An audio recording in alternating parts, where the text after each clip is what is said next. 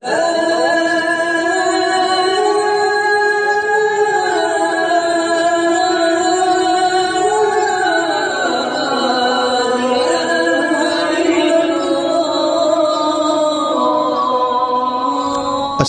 علیکم ورحمۃ اللہ وبرکاتہ۔ احباب گرامی، امید ہے کہ آپ خیریت سے ہوں گے۔ اللہ آپ کو ہمیشہ خوش رکھے۔ محترم سامعین کرام، آج کی ویڈیو میں ہم یہ جانیں گے کہ 15 شعبان کی رات کیسے گزارے۔ سامعین کرام، آج کی ویڈیو بہت ہی اہم ہے، لہذا ویڈیو کو پورا سنیں اور عمل کی نیت سے سنیں، انشاءاللہ بہت فائدہ ہوگا۔ دوستوں، سب سے پہلے یہ جان لیتے ہیں کہ شب برات کسے کہتے ہیں، شب برات کا معنی کیا ہے اور شب برات کب سے کب تک رہتی ہے۔ محترم سامعین، شعبان کی 15ویں شب کو شب برات کہتے ہیں۔ شب برات فارسی زبان کا لفظ ہے جس کے معنی نجات پانے کی رات کے ہیں۔ چونکہ اس رات میں بے شمار گنہگاروں کی مغفرت کی جاتی ہے، اس لیے اس شب کو شب برات کہا جاتا ہے، اور شب برات شعبان کی 14 تاریخ کے سورج غروب ہونے سے شروع ہوتی ہے اور 15 تاریخ کی صبح صادق تک رہتی ہے۔ محترم سامعین، شعبان کی 15ویں شب کے متعلق تقریباً 10 صحابہ کرام رضوان اللہ تعالی علیہم اجمعین سے احادیث منقول ہے۔ حضرت عائشہ رضی اللہ تعالی عنہ فرماتی ہیں کہ شعبان کی 15ویں شب کو میں نے نبی کریم صلی اللہ علیہ وسلم کو اپنی آرام گاہ پر موجود نہ پایا تو تلاش میں نکلی، دیکھا کہ آپ جنت البقیع کے قبرستان میں ہیں۔ پھر مجھ سے فرمایا کہ آج شعبان کی 15ویں رات ہے، اس رات میں اللہ تعالیٰ آسمان دنیا پر نزول فرماتے ہیں اور قبیلہ بنی کلب کی بکریوں کے بالوں کی تعداد سے بھی زیادہ گنہگاروں کی بخشش فرماتے ہیں۔ دوسری حدیث میں ہے کہ اس سال پیدا ہونے والے ہر بچے کا نام شعبان کی 15ویں شب میں لکھ دیا جاتا ہے، اور اس سال مرنے والے ہر آدمی کا نام شعبان کی 15ویں شب میں لکھ لیا جاتا ہے۔ اس رات میں تمہارے اعمال اٹھائے جاتے ہیں اور تمہارے رزق اتارا جاتا ہے۔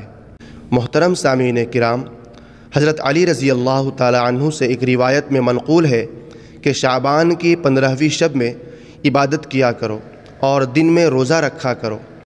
اس رات سورج غروب ہوتے ہی اللہ تعالیٰ اپنے بندوں کی طرف متوجہ ہوتے ہیں اور اعلان ہوتا ہے کہ کون ہے جو گناہوں کی بخشش کروائے، کون ہے جو رزق میں وسعت طلب کرے، کون مصیبت زدہ ہے جو مصیبت سے چھٹکارا حاصل کرنا چاہتا ہو۔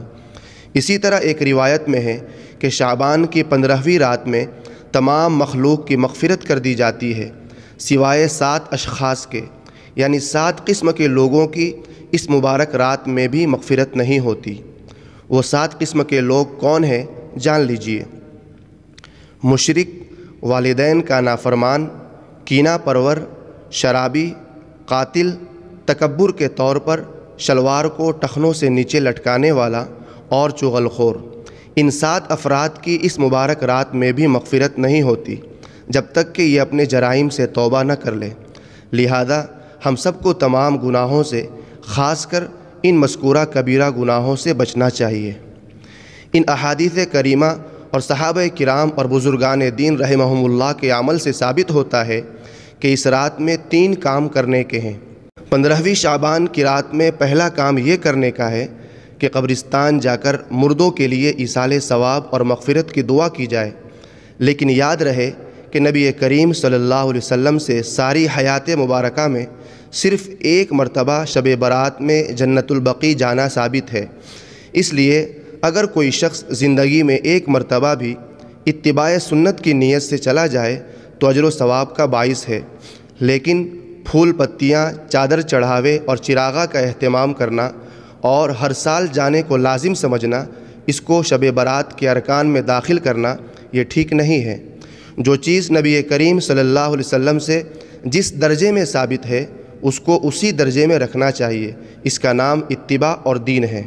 سامعین کرام، شب برات میں دوسرا کام یہ کرنے کا ہے کہ اس رات میں نوافل، تلاوت، ذکر و اذکار کا اہتمام کرنا چاہیے۔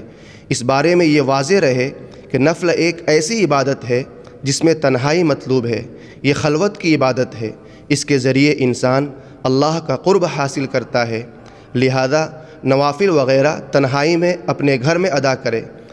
اس موقع کو غنیمت جانے، نوافل کی جماعت اور مخصوص طریقہ اپنانا درست نہیں ہے۔ یہ فضیلت والی راتیں شور و شغب، میلے، اجتماعات منعقد کرنے کی راتیں نہیں ہیں، بلکہ گوشۂ تنہائی میں بیٹھ کر اللہ سے تعلقات استوار کرنے کے قیمتی لمحات ہیں۔ ان کو ضائع ہونے سے بچائیں۔ سامعین محترم، 15ویں شعبان میں تیسرا کام جو کرنے کا ہے وہ یہ ہے کہ دن میں روزہ رکھنا چاہیے، یعنی 15ویں شعبان کا روزہ رکھنا مستحب ہے۔ ایک تو اس بارے میں حضرت علی رضی اللہ تعالیٰ عنہ کی روایت ہے، اور دوسرا یہ کہ نبی کریم صلی اللہ علیہ وسلم ہر ماہ ایام بیض یعنی 13، 14، 15 تاریخ کے روزوں کا اہتمام فرماتے تھے۔ لہذا اس نیت سے روزہ رکھا جائے تو موجب اجر و ثواب ہوگا۔ باقی اس رات میں پٹاخے بجانا، آتش بازی کرنا اور حلوے کی رسم کا اہتمام کرنا، یہ سب خرافات اور اسراف میں شامل ہے۔ شیطان ان فضولیات میں انسان کو مشغول کر کے اللہ کی مغفرت اور عبادت سے محروم کر دینا چاہتا ہے، اور یہی شیطان کا اصل مقصد ہے۔